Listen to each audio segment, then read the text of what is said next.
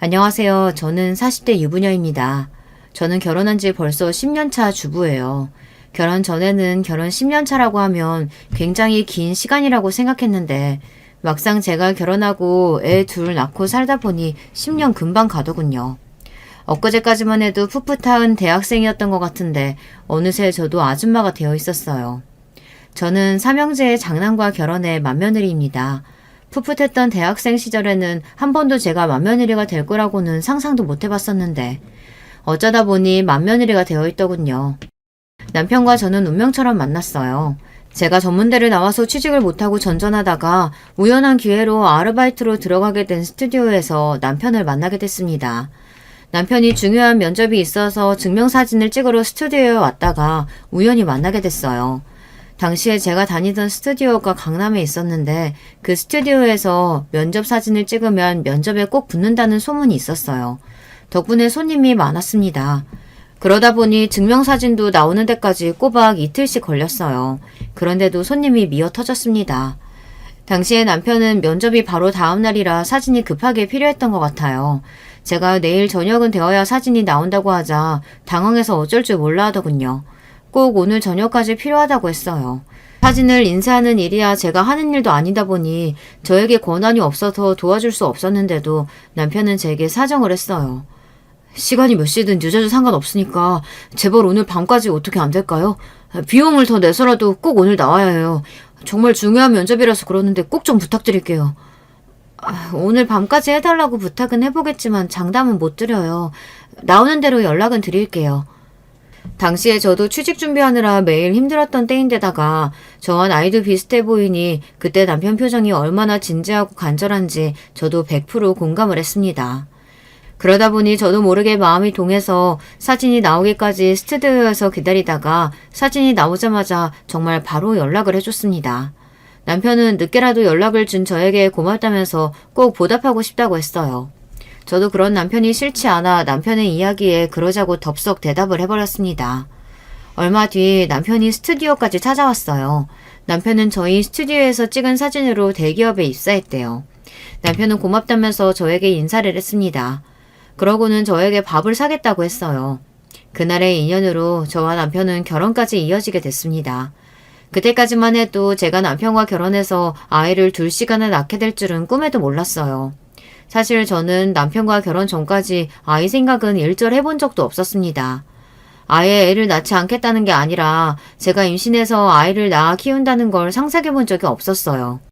그런데 결혼 날짜를 잡고 결혼 준비를 하다 보니 시부모님께서 굉장히 보수적이고 특이한 분들이라는 걸 알게 됐어요. 결혼식도 올리기 전부터 제가 결혼 이후 며느리로서 어떻게 살아야 하는지 마음대로 정해주시는데 기가 막혔습니다. 사실 내가 요즘 세상에 4년째도 못 나온 며느리 보게 될 거라고는 생각해 본 적이 없어서 처음 새하기 네가 저 문대 나왔다고 들었을 땐 썩 마음이 좋지 않았다. 근데 내가 또 그렇게 학벌에만 목을 매는 속물 같은 사람은 아니야. 나도 시골 출신인데다가 초졸인데 서울 올라와서 이 정도로 성공했거든. 그래도 큰애 말이 네가 다니는 직장이 튼튼하다고 하니 내가 그 정도에서 만족하기로 했다. 결혼식 날짜를 잡고 인사를 드리러 갔을 때 시아버지께서는 저를 앞에다가 두고 전문대를 나온 건 마음에 안 들지만 직장이 탄탄하니 그거로 됐다고 하셨어요. 그러면서 과거의 일들을 장황하게 늘어놓으시는 시부모님, 두 분이 얼마나 열심히 살아서 그 자리까지 왔는지 끝도 없이 이야기하셨어요. 나랑 너희 시어머니 될 이 사람은 둘 다 10원 한 푼 없이 홀몸으로 서울에 올라와서 지금까지 악착같이 살아서 이 정도로 누리고 사는 거다. 그러니까 너희도 우리가 살아온 대로 쉬지 않고 부지런하게 살아야 한다. 그 정도만 지켜주면 나도 새하게 너를 우리 집 맏며느리로 인정하고 대해줄 테니 그런 줄 알고. 너희 시아버지가 거창하게 이야기해서 그렇지 사실 별거 없어. 그냥 결혼하면 딱 3년만 시부모님 모시고 살면서 우리 집안이 어떤 집안인지 익히고 애는 아들이든 딸이든 상관없이 둘 이상 꼭 낳으면 돼. 아참, 그리고 애 낳아도 일은 꼭 해야 한다.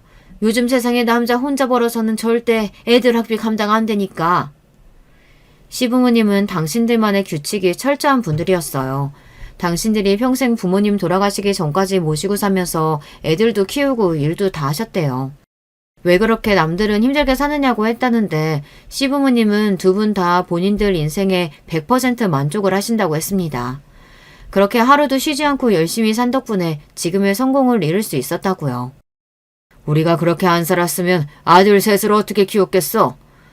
며느리로서 우리가 시키는 대로 성실하게만 살아주면 분가할 때 서울의 아파트 한 채랑 애 둘 교육비 정도는 대학 갈 때까지 꾹 지원해 줄 테니 돈 걱정은 하지 말아라. 듣다 보니 시부모님께서 이야기하신 규칙이라는 게 크게 어려운 일은 아닌 것 같았어요. 두 분이 평생 자식 셋을 키우면서 살아본 결과 꼭 필요한 조건들만 며느리인 저에게 요구하시는 거였어요. 내가 살아보니까 아무리 부부라도 서로 지켜야 할 선은 지키면서 살아야 안 싸우고 행복하게 사는 거야. 시부모든 장인 장모든 서로 비교하지 말고 존경하는 마음으로 모셔야 부부가 싸울 일이 없는 거고, 여자도 애 낳는다고 집에서 애만 보고 있으면 절로 심란해져서 괜히 남자 바가지 긁게 돼 있어. 우리가 말하는 것들은 다 너희 위에서 하는 이야기니까 기분 나쁘게 생각하지 말고 시키는 대로 해라. 저도 그때는 아직 어려서 온전히 시부모님의 마음을 이해하지 못했지만 나중에 자식들을 낳고 나니 시부모님이 하셨던 말씀이 무슨 소리인지 이해할 수 있었습니다. 부부가 온전히 서로를 이해하면서 살려면 서로의 부모도 공경하고 각자의 생활도 존중해야 한다는 이야기였죠. 시어머니는 종로에서 크게 한복집을 운영하시고 시아버지는 금은방을 운영하고 계셨어요. 결혼 전까지만 해도 두 분 다 오랫동안 장사를 하신 분들 정도로만 알았는데 결혼하고 보니 그게 다가 아니더군요. 알고 보니 금은방과 한복집이 있는 건물이 다 시부모님 건물이었어요. 두 분 다 젊어서부터 열심히 일해서 그 비싼 종로 땅에 건물을 2개나 가지고 계시더라고요. 처음엔 시부모님께서 하시는 말씀이 다 너무 뜬구름 잡는 이야기인 것 같아 이해가 되지 않았었는데요. 시부모님이 이뤄내신 것들을 점차 알게 되니 왜 그렇게 자식들에게까지 빡빡한 규칙들을 강요하시는지 알겠더라고요. 금은방이랑 한복집은 노년의 취미로 한다고밖에 생각할 수 없었어요. 건물 2채에서 나오는 월세가 어마어마하더라고요. 시부모님은 그 비싼 동네에 100평대의 주택에 사시면서 나중에 아들들이 결혼하면 주려고 투자해둔 재건축 아파트가 2채나 있으시더라고요. 저희 친정 부모님은 두 분 다 성실하게 직장 생활만 하시던 분들이라 서울에 아파트도 하나 간신히 사셨는데 비슷한 연령대의 시부모님께서는 건물도 있고 경제적으로 여유가 있으시니 사시는 환경이 전혀 다르더라고요. 저도 처음 시부모님을 만났을 때는 좀 유난한 분들인 것 같아 어렵고 불편했었는데요. 막상 결혼해서 한 집에서 살아보니 불편한 것보다 좋은 게 더 많았습니다. 특히나 저희 시아버지는 굉장히 합리적인 분이세요. 결혼하기 전에 본인이 직접 이야기하신 것처럼 시부모님이 정하신 규칙대로만 잘 지키면 뭐든 다 지원해 주시더라고요. 처음 결혼했을 때 놀랐던 게 며느리로서 제가 할 일이 별로 없었다는 거예요. 사실 결혼 전 시부모님께서 결혼하면 무조건 3년 동안 합가를 해서 시댁 분위기를 익혀야 한다고 하길래 걱정이 많았습니다. 며느리를 얼마나 부려먹으려고 3년이나 데리고 있으려고 하나 했는데 제가 잘못 생각했더라고요. 막상 시댁에 들어가 보니 제가 할 일이 별로 없었어요. 집도 2층으로 분리되어 있어서 저랑 남편이 2층을 사용했고 시부모님과 시동생들이 1층을 썼어요. 더군다나 집안일을 해주시는 이모님이 일주일에 3일 정도 와주셔서 집안일도 제가 신경 쓸 게 없었습니다. 시부모님과 같이 살면서 시부모님께서 저에게 요구하신 내용은 별거 없었어요. 출근 전 아침 식사는 무조건 내려와서 온 가족이 같이 먹는 것과 출퇴근 외에 외출할 경우만 시어머니에게 이야기하면 됐어요. 그 외에는 남편하고 둘이 외식을 하든 친정에 가든 시부모님이 전혀 신경을 쓰시지 않았습니다. 두 분 다 평소에 모임도 많고 하시는 일도 많아서 집에 계시지 않았어요. 저는 시부모님과 함께 사는데도 생각한 것보다 힘든 점이 없어 오히려 더 놀라웠습니다. 굳이 딱 한 가지 힘든 점을 꼽으라면 집안 행사였어요. 시부모님이 오랫동안 가게를 하기도 했고 워낙 사람을 좋아하시는 분들이라 주변에 아는 분들이 많았어요. 그러다 보니 매일 저녁이면 집에 손님들이 항상 있었습니다. 그럴 때면 며느리로서 2층에 올라가 아무것도 안 하고 있을 순 없다 보니 저도 내려가서 시어머니를 도와 손님들을 챙겼습니다. 피곤할 텐데 안 내려와도 돼. 올라가서 쉬어. 시어머니야 신경 쓰지 말고 올라가서 쉬라고 했지만 저는 그게 쉽지 않았어요. 제가 어릴 때부터 할머니 할아버지랑 오랫동안 같이 살아서 예절 교육을 좀 엄하게 받았거든요. 어른들이 일하는데 젊은 사람이 쉰다는 건 제게 용납이 안 되는 일이었습니다. 더군다나 제가 내려와서 손님들과 어울리는 걸 시아버지께서 좋아하셨어요. 우리 며느리도 하루 종일 밖에서 일하느라 힘들었을 텐데 이리 와서 한잔 해. 시아버지께서는 워낙 술을 좋아하시는데 시동생들하고 남편은 술을 한 잔도 못해요. 시어머니도 마찬가지고요. 그런데 제가 술을 좀 할 줄 압니다. 일찍이 할아버지한테 막걸리부터 소주까지 안 배운 술이 없어 주량이 센 편이에요. 웬만해서는 취해본 적이 없었습니다. 결혼하고 나서 시아버지께서 저와 술을 몇 번 드셔보시더니 좋아하시더라고요. 그 이후부터는 집에 손님들이 올 때마다 저를 소개하면서 같이 술을 먹는 걸 좋아하셨어요. 내가 살다 우리 집에 술 먹을 줄 아는 며느리가 들어올 줄은 꿈에도 몰랐다니까. 아들놈들이라고는 죄다 엄마만 닮아서 술은 입에도 한 잔 못 대는데 며느리가 이렇게 시원시원하게 같이 먹어주니 얼마나 고마운지 몰라. 평소에는 무뚝뚝하신 시아버지께서 술이 한 잔 들어가면 기분이 좋아지셔서 저를 항상 우리 며느리라고 부르셨어요. 시아버지께서 그러시는 게 좋아 저도 시아버지 손님들이 오시면 항상 같이 마시고 놀았습니다. 그러던 중 제가 첫 아이를 가졌어요. 그때를 생각하면 저는 아직도 마음이 뭉클해요. 제가 임신했다는 이야기를 했더니 시부모님께서 직접 파티도 열어주시고 용돈으로 300만 원이나 주셨거든요. 그때까지만 해도 마냥 좋기만 했습니다. 그런데 임신이라는 게 좋기만 한 일은 아니더군요. 첫애 임신했을 때 입덧으로 거의 6개월을 죽다 살아났어요. 그런 와중에도 출근은 해야 하니 냄새나는 지하철을 참고 다녔습니다. 사실 그때까지만 해도 시부모님을 원망하는 마음도 조금 있었어요. 저는 입덧 때문에 너무 힘들어서 하루하루가 고역이었는데 제 속도 모르고 시부모님께서 자꾸만 듣기 싫은 소리만 하셨거든요. 하루는 병원에서 뱃속의 아기가 아들이라는 이야기를 들은 뒤에요. 아이고 잘했다. 첫째는 든든한 아들이 좋지. 아무리 아들이 좋아도 엄마한테는 딸이 있어야 돼. 나 봐봐. 평생 남자들하고만 살아서 이렇게 외롭잖아. 뭘 걱정해. 우리 며느리는 당연히 둘째도 낳을 건데. 이왕이면 둘째는 꼭 딸이면 좋겠다. 저는 아들이고 딸이고 금방이라도 죽을 것처럼 너무 힘들었는데 시부모님은 첫째가 태어나기도 전부터 둘째 이야기를 하셨어요. 그때는 생각만 해도 너무 짜증났었는데 10개월 동안의 서름과 짜증을 한순간에 사라지게 만든 일이 있었습니다. 제가 첫 아이를 낳았을 때 시아버지께서 저에게 차를 사주셨습니다. 고생했다. 출산 선물로 뭘 해줄까 하다가 매일 배불러서 출퇴근하는 거 안쓰러워서 그냥 내 맘대로 차를 준비했어. 마음에 드냐? 애를 낳은 고통을 싹 잊을 만큼 너무 좋았습니다. 제가 20살이 되자마자 운전면허를 땄는데 돈이 없어서 차를 뽑지를 못했었거든요. 저희 시부모님은 그런 분들이었습니다. 고생에 대한 보답은 확실하게 해주시는 분들이었어요. 시부모님과 나름 애틋한 정을 쌓아가던 중 저는 3년을 채우지 못하고 2년 만에 시댁을 나오게 되었습니다. 마음 같아서는 3년이 아니라 몇 년 더 시댁에 살고 싶었는데 그럴 수가 없었어요. 때마침 시동생들이 차례차례 결혼을 했거든요. 둘째 시동생이랑 막내 시동생이 둘 다 서울대를 나와 한 사람은 연구원이고 한 사람은 교수예요. 시동생 둘 다 공부만 하다가 학교 동기를 만나 결혼까지 하게 됐습니다. 졸지야 한 집안에 서울대를 나온 사람이 넷이 됐어요. 사실 시댁에서 제가 주눅이 좀 드는 게 저만 빼고 다들 고학력자들이에요. 남편도 명문대를 나와 대기업에 다니고 있으니 전문대를 나온 건 저 하나였어요. 누가 굳이 제 앞에서 학벌 이야기를 하는 건 아니지만 저 혼자 나름대로 자격지심이 좀 있었어요. 결혼 전 시부모님을 처음 만났을 때 시아버지께서 은근히 제가 전문대에 나온 게 마음에 안 든다고 하셨으니까요. 물론 결혼한 지 벌써 몇 년이 됐고 아이도 있으니 이제 와서 그런 걸 신경 쓸 필요 없다고 생각하기는 하지만 저도 모르게 동서들을 만날 때면 주눅이 들고는 했습니다. 동서들이 차례로 결혼하면서 동서 둘 다 시댁에 들어가 살았어요. 알고 보니 동서 둘이 서울대 동문이기만 한 게 아니라 몇 년을 같이 학교를 겹치게 다닌 시기가 있어 서로 아는 사이였더라고요. 동서들이랑 저는 나이 차이가 좀 나요.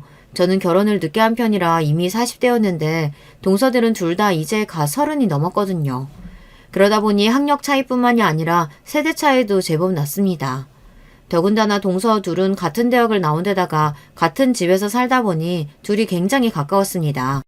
집안 행사가 있어서 만나면 저만 소외되는 느낌을 받았어요. 그러던 어느 날이었어요. 시아버지 생신이라 오랜만에 시댁에 갔는데 동서들은 어디 갔는지 보이지 않고 1층 주방에 어머님이랑 일하시는 이모님만 보이더라고요. 저는 동서들은 다들 어디 갔냐고 물었어요. 그러자 시어머니께서 하시는 이야기가 의외였습니다. 둘 다 공부만 한 애들이라 그런지 집안일은 통 할 줄을 몰라. 옆에 있으면 오히려 더 거슬려서 내가 둘 다 그냥 올라가 있으라고 했어. 저도 시어머니와 2년을 함께 살아서 시어머니 성격은 잘 알아요. 시어머님은 평생 혼자 다 알아서 하시면서 살아온 분이라 자식들에게 힘든 일은 일절 시키지 않는 분입니다. 그럴만하죠. 결혼하신 이후 한복집도 운영하시며 시부모님도 모시고 아들 셋을 키우셨으니까요. 그러다 보니 저랑 살 때에도 항상 아무것도 하지 말고 올라가서 쉬라는 말을 제일 많이 하셨어요. 며느리 일 시키려고 같이 사는 거 아니라고 하시면서요. 저야 옛날 사람이라 어른들이 하지 말라고 쉬라고 해도 알아서 거드는 세대지만 요즘 며느리들은 안 그런가 봐요. 동서들한테 인사라도 먼저 하려고 올라갔더니만 둘 다 2층 거실에 누워서 텔레비전을 보며 낄낄거리고 있더군요. 역시나 동서네들과 세대 차이가 느껴졌습니다. 어른들이 괜찮다고 누워서 쉬라고 하면 정말로 누워서 쉬나 보더라고요. 저는 애써 동서들에게 웃으며 인사하고 내려가서 같이 전이라도 좀 부치자고 먼저 이야기했어요. 1층 주방에 보니까 할 일 많더라. 우리 같이 내려가서 어머님 좀 도와드리자. 안 그래도 도와드리려고 했는데 어머님이 우리가 더 걸리적거린다고 올라가라고 하시더라고요. 일하는 이모님 있는데 우리까지 뭐하러 내려가요. 더군다나 아버님 입맛도 까다로우셔서 우리가 해봐야 맛없다고 투덜거리실 게 뻔해요. 동서들은 제 말에도 전혀 내려가 볼 생각이 없는 것 같았습니다. 저는 안 되겠다 싶어 저라도 내려가려고 했는데 동서들이 슬쩍 저더러 들으라는 식으로 중얼거리더라고요. 형님은 전을 조금 붙일 게 아니라 생신상을 아예 차려드려야 하는 거 아니에요? 맏아들이라고 제일 크고 좋은 아파트 받아서 이사하셨는데. 큰동사가 농담인 듯 말을 꺼냈지만 분명 그 말에 가시가 있었습니다. 동서 말이 틀린 건 아니에요. 시동생들이 결혼하면서 제가 분가하게 되자 시아버지께서 투자해 주셨던 아파트 중 평수가 가장 큰 아파트를 저희에게 증여해 주셨거든요. 형님은 좋겠다. 첫째 낳을 때 차도 사주셨다면서요? 형님 이야기 듣고 저 너무 부러워서 결혼하자마자 애 가지려고 노력하고 있잖아요. 둘째 낳으면 뭐 해주신다고 하세요? 첫째가 차면 둘째는 명품백? 동서들은 연신 결혼하고 나서 시아버지에게 뭘 받았느냐고만 물었습니다. 듣다 보니 괜히 민망하고 뻘쭘하더라고요. 그뿐만이 아닙니다. 동서들은 제가 생각한 느낌이 아니었어요. 저도 결혼하고 몇 년 동안 며느리는 저 혼자라 빨리 동서들이 생겼으면 했어요. 저는 친정에도 오빠만 있고 여자 형제가 없어 동서들이 생기면 자매처럼 같이 놀러도 가고 쇼핑도 같이 가고 싶었습니다. 그런데 그건 제 생각이더군요. 동서들은 저와 어울리고 싶어 하지 않는 것 같았어요. 시댁에 잠깐 일이 있어서 만나도 은근히 저를 소외시켰어요. 특히나 동서 둘이 같은 대학을 나왔다는 이야기를 자주 하며 겹치는 지인이 많다 보니 자기들끼리만 아는 이야기를 하며 제가 끼어들 틈을 주지 않았죠. 그런 일이 자주 있고 나서는 저도 굳이 동서들과 친해지려고 노력하지 않았어요. 사실 저도 당시에 애 둘 낳고 키우면서 직장 생활하느라 정신이 없었거든요. 시아버지께서 결혼 전에 정한 규칙 중 하나가 아이를 낳아도 일은 꼭 해야 한다는 거였습니다. 물론 그 규칙 때문에 억지로 일하는 건 아니었지만 힘든 순간이 한두 번이 아니었습니다. 그만큼 시부모님께서 챙겨주시기는 했어요. 일이 생길 때마다 시부모님이 애들을 봐주시기도 했고 아이들 교육비를 일체 다 시부모님이 지원해 주셨어요. 요즘 애들이 다들 영어 유치원에서 사립초등학교까지는 필수 코스라는데 우리 귀한 손주들도 그 코스대로 해야지. 돈 걱정은 하지 말고 할 수 있는 건 다 시켜. 그래. 요즘은 우리 애들 키울 때랑 달라서 수영도 해야 되고 악기도 한두 가지 할 줄 알아야 한다더라. 한 살이라도 어릴 때야 금방 배우니까 뭐든 알아봐. 요즘 엄마들 사이에서 애들 교육 제대로 시키려면 아빠의 무관심과 시부모님의 경제력이 필수라더니 우리 집이 딱 그 모습이었어요. 시부모님은 저와 남편이 성실하고 열심히 사는 만큼 저희 아이들에게 정성과 지원을 아끼지 않으셨습니다. 동서들도 시댁에서 분가에 나오면서 조카들을 낳았어요. 그런데 당시에 저한테 문제가 좀 있었습니다. 제가 둘째 낳고 몸이 좀 안 좋아서 갑상선에 간단한 수술을 좀 했어요. 그때 남편이 아무래도 걱정이 됐는지 일을 좀 쉬라고 해서 애들 낳고 처음으로 회사에 육아휴직을 내고 조금 쉬었습니다. 당시에 시부모님도 걱정을 많이 하셨어요. 그러시면서 저에게 직장 생활 말고 다른 일을 해보고 싶은 게 없냐고 하셨어요. 내가 지금까지 큰애 너를 보다 보니까 성실하고 성격도 좋은 게 장사하면 잘할 것 같다. 지금이야 몸도 아직 회복 덜 됐으니까 몸 좀 회복되면 하고 싶은 거 찾아봐. 내가 도와줄게. 직장 다니는 거 말고는 생각해 본 적이 없었는데 아버님께서 그렇게 말씀해 주시니 저도 애들 아빠랑 한번 상의해 볼게요. 그래. 애들도 이제 제법 컸는데 언제까지 남의 밑에서 일만 할 거야? 푹 쉬면서 천천히 생각해 봐라. 시아버지의 제안에 저는 사실 놀랐습니다. 시부모님께서 아이 키우면서 엄마가 행복하려면 엄마도 자기 일이 있어야 한다고 항상 말씀하시기는 했지만 이 정도로 저를 생각해 주시는지는 몰랐어요. 그런데 그때 옆에 있던 동서들이 시아버지의 말씀에 입술을 삐죽이더니만 말을 끼어들였어요. 어머 아버님, 저도 동서랑 둘이 학원 차리고 싶다고 저번부터 말씀드렸잖아요. 동네에 딱 좋은 자리 있다고. 근데 왜 갑자기 형님만 하고 싶은 거 해준다고 하세요? 시아버님의 제안도 뜬금없었지만 큰동서의 말이 이해가 되질 않았습니다. 자식들이 일이 생길 때마다 시부모님이 지원해 주시는 게 당연한 일은 아닌데 시아버지께서 제가 조금 힘들다고 바로 도와주시겠다고 하시니 저는 사실 조금 부담됐어요. 그런 와중에 동사는 조카들을 낳은 이후부터 줄곧 시아버지께 학원을 차리고 싶다고 졸랐었나 보더라고요. 동서 둘 다 그 좋은 학벌을 가지고 제대로 된 직장 생활을 잘 못했어요. 대학 졸업하고 나서는 둘 다 대기업에 다녔었다는데 결혼할 당시에는 동기들과 창업 준비만 하다 무산되고 결혼하고 나서 둘 다 동네의 작은 학원에서 애들 수학을 가르쳤어요. 그것도 하기 싫은데 둘 다 억지로 다닌 거예요. 시아버지께서 며느리들이 애 낳아도 꼭 일을 해야 손주들 교육비를 지원해 주신다고 했으니 어쩔 수 없이 다닌 거죠. 그것도 나중에는 시부모님 앞에서는 다니는 척하며 동네 공부방에서 시간제로 일주일 서너 번 일하는 것 같더라고요. 그 사실을 진작부터 알았어도 저는 굳이 시부모님께 말씀드리지 않았어요. 저야 직장 다니는 게 좋아서 악착같이 버틴 거지만 동서들 생각은 다를 수 있으니까요. 저나 동서나 애 키우면서 학원에서 일하기 너무 힘들어요. 우리 학벌에 월급도 너무 적고요. 이럴 바에야 차라리 저랑 동서랑 둘이 학원 운영하면 서로 애들도 같이 키워주면서 하고 너무 좋을 것 같은데 아버님이 좀 도와주시면 안 돼요? 저랑 형님이랑 둘이 워낙 잘 맞아서 같이 운영하면 학원은 100% 성공할 거예요. 서울대 출신 강사가 둘이나 있는데 동네 엄마들 모으는 거야 일도 아니죠. 동서들은 겪으면 겪을수록 참 신기해요. 아마도 둘 다 서울대라는 훌륭한 간판을 믿고 살아오다 보니 세상에 무서운 게 없어서 그런 거겠지만 시부모님 앞에서 당당하게 본인들이 원하는 걸 요구하는 걸 보면 저는 너무 신기했어요. 둘 다 능력 있는 거야 내가 잘 알지. 근데 사업은 다른 영역이다. 둘 다 공부하는 것 말고 따로 제대로 직장 생활도 몇 년 안 했는데 학원 차리기엔 일러. 정 학원이 하고 싶은 거면 둘 다 제대로 된 학원에서 몇 년 경험해보고 그때 돼서 자신 있으면 다시 이야기해. 가능성이 있겠다 싶으면 도와줄 테니까. 시아버지는 철저한 비즈니스맨이에요. 자식이라고 무턱대고 지원을 아끼지 않는 분이 아닙니다. 당신이 투자할 만한 가치가 있어야 먼저 이야기를 하시더라고요. 그날 동서들이 아무래도 기분이 나빴나 봐요.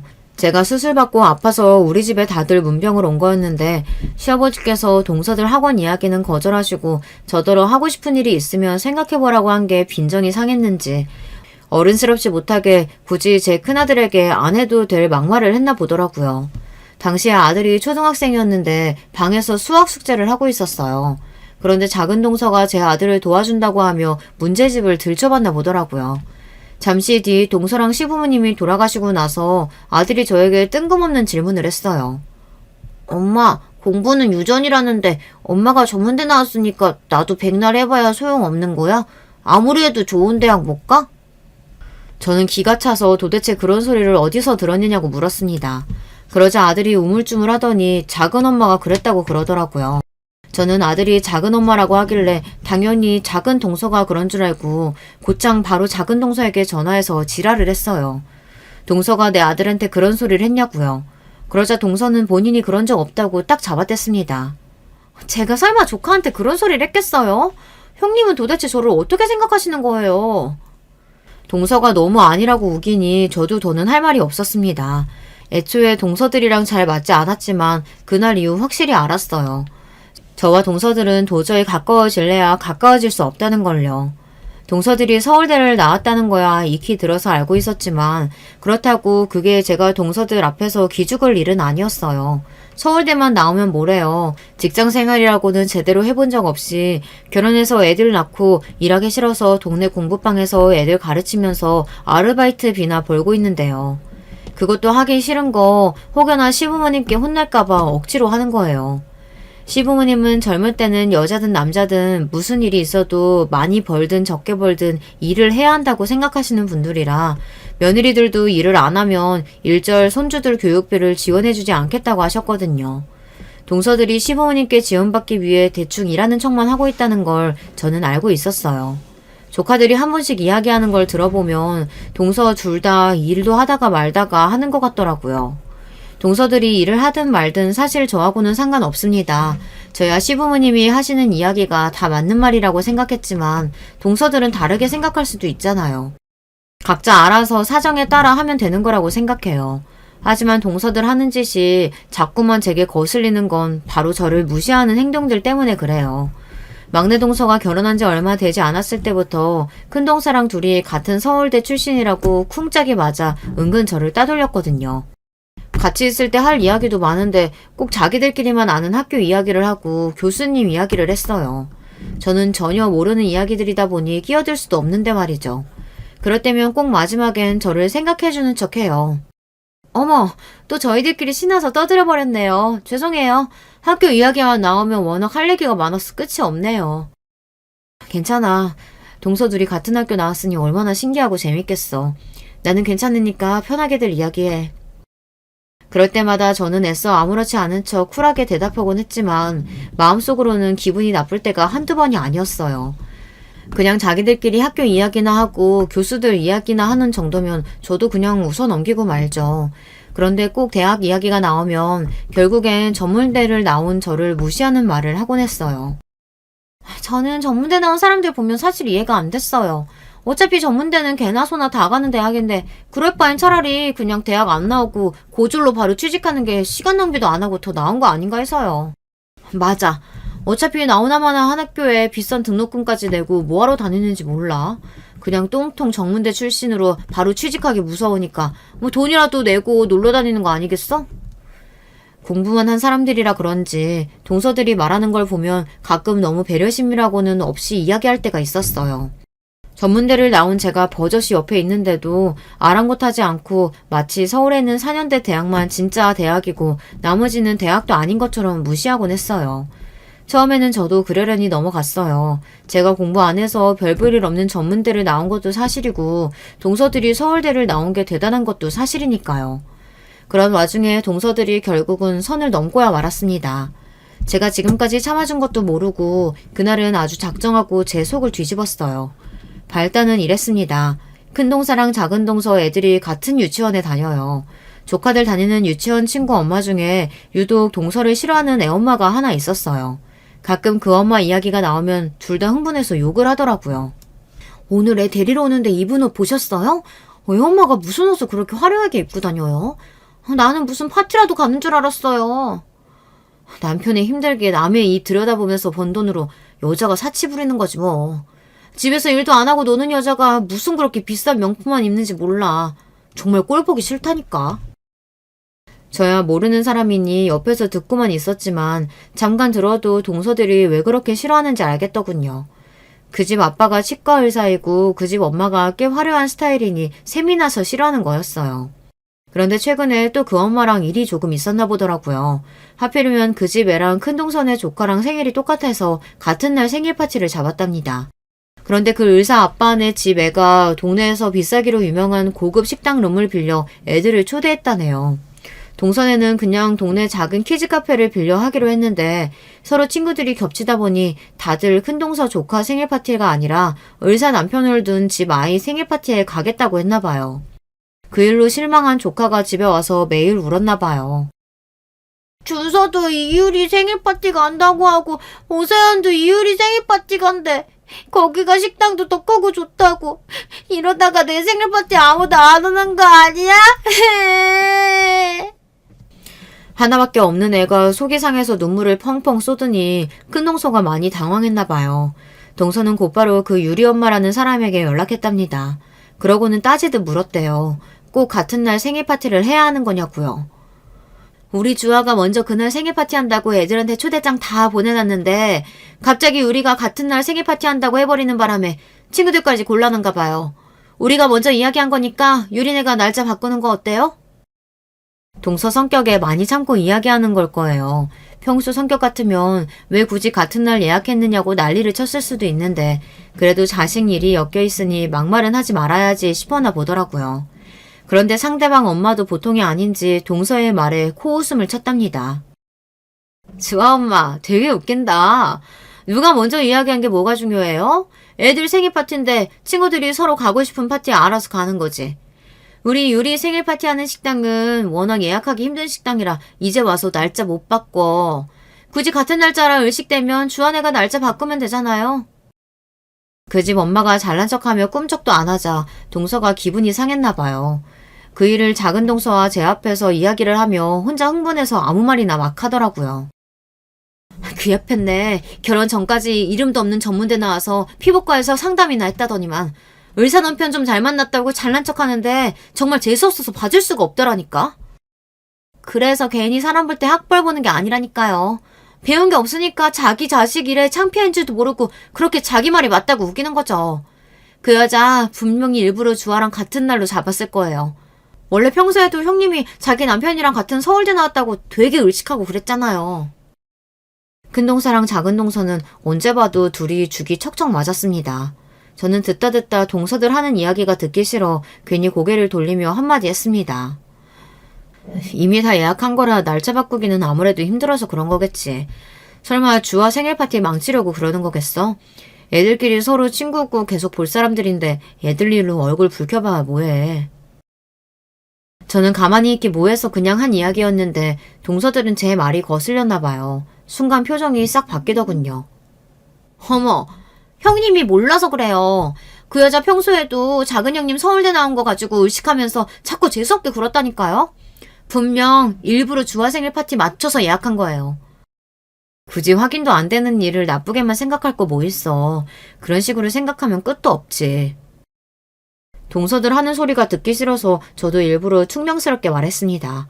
별일도 아닌 거 가지고 작은 동서와 큰 동서 편을 드는 것도 꼴보기 싫었거든요. 그때였어요. 큰 동서가 들릴 듯 말 듯 작은 소리로 작은 동서 귀에다가 수근거렸습니다. 제 앞에서 둘이 귓속말 하는 것도 기분 나쁜데 굳이 또 그 말이 제 귀에도 어렴풋이 들렸어요. 누가 똑같은 똥통 전문대 출신 아니랄까봐 편드는 거야 뭐야. 역시 무식한 것들은 다 뒤져야 한다니까. 순간 동서의 말에 저도 모르게 얼굴이 뜨겁게 붉어졌습니다. 아무리 화가 나도 할 말 못할 말이 있지 명색이 손윗사람인 저에게 어떻게 저런 소리까지 할 수 있는 건지 모르겠어요. 저도 웬만하면 넘어가 주겠는데 동서가 하는 짓이 너무 기가 막히다 보니 그냥 넘어갈 수 없더라고요. 동서, 말이 너무 심한 거 아니야? 설마 지금 나들이라고 하는 소리 아니지? 어머, 형님이야말로 아까부터 왜 그러세요? 형님은 잘 알지도 못하는 유리 엄마 이야기하는데 괜히 제발저라서 그러시는 거예요? 동서는 참 영악합니다. 제가 어떻게 하면 화가 나고 어떻게 하면 말도 못하고 바보처럼 넘어가는지 누구보다 잘 알고 있었어요. 분명 똥통 전문대 어쩌고 하는 걸 제가 똑똑히 들었는데도 아무 말 안 한 척 내숭을 떨고 있더라고요. 저도 웬만하면 동서들과 잘 지내고 싶었습니다. 제가 나이도 제일 많고 윗사람이기도 하니 어린 동서들이 철없이 하는 소리에 동요하지 않으려고 했어요. 그런데 동서들 하는 짓이 너무 얄미워서 더는 못 참아주겠더군요. 저는 그대로 자리에서 일어나 거실로 나갔습니다. 그러고는 거실에서 과일을 드시고 계시는 시아버지에게 갔습니다. 아버님, 드릴 말씀이 있는데요. 동서들이 글쎄 제 앞에서 배우지도 못한 무식한 것들은 다 뒤져야 한다고 하네요. 제가 이런 소리까지 듣고 동서들을 존중하고 배려해야 할까요? 시아버지께서 평소 가족 간의 화목을 중시하시는 만큼 항상 저희에게 당부하시는 말씀이 있어요. 서로 생판남이었다가 사랑으로 가족이 된 사이이니 누구보다 서로를 존중하고 배려해야 한다고요. 그래서 저도 동서들에게 기분 나쁜 게 있어도 굳이 티내지 않고 지금까지 잘 참고 넘겼습니다. 그런데 이제 더는 참지 못할 것 같아요. 제가 매일 참고만 있으니 바보인 줄 아는 건지 본때를 보여줘야 할 때인 것 같습니다. 그래서 시아버지에게 이야기한 거예요. 동서들이 누구를 가장 무서워하나 생각해보니 아무리 생각해도 시아버지밖에 떠오르지 않았습니다. 이게 다 무슨 소리야? 네 동서들이 너한테 그런 소리를 했다는 거야? 제 말에 거실에 있던 시아버님은 물론이고 남편과 시동생들도 놀라서 눈이 다 휘둥그레졌어요. 그때였습니다. 시아버지께서 잔뜩 격앙된 얼굴로 자리에서 벌떡 일어나셨어요. 그러더니 저와 동서들이 있던 방으로 다가가 문을 벌컥 열었습니다. 그네 말이 사실이냐? 어디 감히 손이동서한테 그런 되먹지 못한 말을 할 수가 있어? 너희들 설마 지금까지 우리 없을 때 그네 앞에서 그런 말도 안 되는 소리 하고 그런 거야?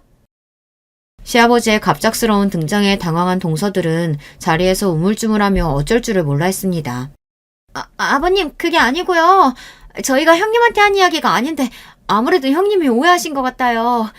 네, 맞아요. 형님한테 한 이야기가 아니라 제가 아는 사람 중에 점원대 나온 사람이 있어서 그 사람 이야기한 거예요. 동서들은 변명이랍시고 둘 다 어리바리하게 웅얼거렸어요. 동서 둘이 또 쿵짝에 맞아 제가 잘못 들은 거라는 식으로 이야기를 하니 열이 확 오르더군요. 이제 하다하다 사람을 바보 취급하는 거야? 내가 그런 것도 구분 못하고 아버님한테 말씀드린 거겠어? 그 순간 시아버지께서 생각지도 못한 행동을 하셨어요. 인상을 잔뜩 구기시더니 동서들을 향해 혀를 끌끌 찼어요. 얼씨구, 그걸 말이라고 하니? 너희들이 서울대 좀 나왔다고 세상이 다 만만한가 본데 전문대 나온 게 뭐 어때서? 그네가 전문대 나왔어도 며느리 셋 중에 자기 밥벌이 해는 애는 그네밖에 없어. 자기를 착실하게 하면서 애들도 얼마나 똑똑하게 잘 키웠냐? 너희들은 그 좋은 대학 나와서 하는 일도 없이 나한테 생활비 받았으면서 뭐가 잘났다고 잘난 척이야? 아버님 오해하신 거예요. 저희 정말 형님한테 그런 일들로 그런 거 아니에요. 내가 너희를 하루 이틀 보냐? 내가 말을 안 해서 그렇지. 너희들이 서울대 나왔다고 은근슬쩍 큰애 무시하는 거 나도 느낀 거 한두 번이 아니다. 저도 사실 조금 놀랐어요. 시아버지께서 저를 예뻐하시는 줄은 알고 있었지만 동서들 앞에서 대놓고 제 칭찬을 하신 적은 없었거든요. 그런데 제가 열심히 사는 걸 시아버지께서도 알아봐 주신다고 생각하니 너무 기분이 좋더라고요. 여기서 끝이 아니었습니다. 시아버지는 이대로 그냥 넘길 수 없다며 단호하게 이야기하셨어요. 너희처럼 똑똑하고 잘난 며느리들이 시골에서 국민학교 간신히 졸업한 나 같은 시아버지한테 받은 돈으로 자존심 상해서 지금까지 어떻게 살았냐? 앞으로는 무식한 국졸 출신 이 시애비는 아무것도 안 하고 가만히 있으려니까 서울대 나온 너희들이 알아서 벌어서 네 새끼들 키워라. 시아버지는 그 자리에서 앞으로 동서들에게 손주들 교육비로 주시던 생활비를 일절 끊겠다고 하셨어요. 그러자 동서들의 반발이 심했습니다. 아버님 무슨 말씀하시는 거예요? 저는 큰형님한테 학교 이야기 같은 거 한 적 없어요. 작은 형님이 자꾸 큰형님 전문대 나왔다고 무시하시니까 그냥 저는 옆에 가만히 있었던 것 뿐이에요. 저는 큰형님 열심히 사시는 거 너무 멋있다고 생각한다니까요? 어머 동서, 지금 뭐 하는 거야? 아버님이 교육비 안 준다니까 곧바로 나한테 덤탱이 씌우는 거야? 맞잖아요. 맨날 큰형님 전문대 나와서 말 안 통한다고 빼고 보자고 그런 것도 형님이잖아요. 그것뿐이에요? 저번에 큰형님 애들 다 큰형님 닮아서 공부 못한다고 애들 앞에서 이야기한 것도 큰형님이었잖아요. 어머, 세상에 믿을 사람 없다더니 내가 말할 때 옆에서 훈수 두고 더한 소리 한 게 누군데 이래. 아버님 계신 데서 내가 다 까발릴까? 동서들은 하다하다 시아버지 앞에서 둘이 싸우고 가관이 아니었습니다. 가만 보면 저런 사람들이 어떻게 우리나라에서 제일 좋은 대학을 나왔나 싶어요. 에휴 시끄러워. 서울대 나면 뭐하냐. 어른이 있든 말든 이렇게 무식한 짓거리를 하는데 나 한 번 뱉은 말은 절대 안 바꾸는 거 알지? 다음 달부터 바로 교육비 지원 없으니까 그런 줄 알아. 시아버지는 한 번 더 단호하게 이야기했습니다. 그러고는 동서들과 시동생들에게 꼴도 보기 싫으니 집으로 돌아가라고 하셨어요. 동서들은 그 와중에도 자기들이 뭘 잘못했는지도 모르고 둘이 티격태격 싸우다가 주방에 계시는 시어머니에게 달려가 도와달라고 애원했어요. 하지만 소용없었습니다. 으이그 너희들 언젠가 그럴 줄 알았다. 그러게 큰애 건드리지 말라 그랬지? 어린 것들이 어디 한참 나이 많은 형님한테 대들기를. 시어머니는 혀를 끌끌 차시며 동서들을 내보냈습니다. 동서들은 가면서도 연신 둘이 서로를 탓하며 미간을 구겼어요. 그 모습에 시동생들까지 화가 나서 그만하라고 호통을 쳤습니다. 그만들 못해? 집안 품비박산 내놓고 아직도 정신을 못 차리겠어? 왜 나한테 소리 지르고 그래? 시작은 동서가 먼저 했다니까? 이제 어쩔 거야? 동서 때문에 우리 다 나락가게 생겼잖아. 그러게, 형님이야말로 왜 할 말 못하면 구분을 못하고 그러는데요. 그로부터 얼마 뒤 동서들은 저희 가게에 찾아왔어요. 그러더니 한다는 행동이 기가 막혔습니다. 둘 다 의미심장한 표정으로 갑자기 바닥에 무릎을 꿇고 앉더라고요. 그러더니 하는 행동이 여전했어요. 동서 둘이 서로 눈치를 보더니만 어깨를 툭툭 치며 서로 말하라고 티격태격했어요. 형님, 저희가 지금까지 너무 철없이 굴어서 힘드셨죠? 저희가 너무 공부만 하고 살아서 이렇게 세상 물정을 몰라요. 저희가 정말 형님을 무시해서 그랬겠어요? 다 형님이랑 친하게 지내고 싶어서 너무 허물없이 굴다 보니까 그런 거예요. 맞아요. 아버님께서 형님이 저희 용서해주시고 사과 받아주시면 교육비 다시 지원해주신다고 했어요. 그러니까 형님이 아버님께 말 좀 잘해주세요. 제발요. 몇 주 동안 시부모님 때 문지방을 다 닳도록 왔다 갔다 하더니만 결국은 저에게 사과하고 교육비 지원을 다시 받겠다고 했다나 봐요. 내가 뭐하러 동서들을 용서해줘? 그날 이후로 동서들 안 보고 사니까 나는 아주 속이 다 시원한데. 그랬습니다. 그날 이후 동서들 얼굴 안 보고 사니 스트레스 받을 일 없어서 속이 다 뻥뻥 뚫리더군요. 제 말에 동서들은 똥 마려운 새끼 강아지 같은 얼굴을 하고 끙끙거렸어요. 저희가 어떻게 해야 마음이 풀리시겠어요? 형님이 시키는 대로 할게요. 동서 뭐해? 가서 우리 화장실 청소라도 하자. 그래요. 형님, 저희가 앞으로 오전에 자주 와서 화장실 청소도 하고 굳은 일은 다 우리 시키세요. 형님이 저희 때문에 상처받으실 만큼 저희가 잘할게요. 동서들의 행동에 저는 기가 차서 코웃음이 다 나왔습니다. 저는 동서들에게 괜한 짓 하지 말고 원래 하던 대로 하라고 했어요. 그날 이후 동서들은 정말 아침마다 와서 가게 화장실 청소를 도와주질 않나, 시키지 않아도 손님들 상대까지 하고 있어요. 그러던 어느 날이었어요. 시아버지께 연락이 왔더라고요. 동서들이 저에게 사과했냐고요. 내가 그 깡시골에서 국민학교 간신히 졸업하고 서울 올라와 별꼴 다 보면서 살았지만 너희 동서들같이 멍청한 애들은 처음 봤다. 도대체 그 머리로 서울대는 어떻게 들어갔는지 몰라. 그러니까 똑똑하고 현명한 큰애, 네가 마음 쓰지 말고 풀어라. 앞으로 내가 네 동서들 단속 확실히 하마. 시아버지께서는 혹여나 제가 상처받아 힘들지는 않은지 자주 전화를 주셨어요. 그러면서 제가 허락하지 않으면 절대 동서들에게 교육비를 지원해주지 않겠다고 하셨어요. 저는 시아버지 덕분에 마음이 한결 가벼워졌습니다. 저도 애들 키우면서 일하느라 정신없어서 동서들이 저에게 무슨 소리를 하든 그냥 항상 참기만 했었어요.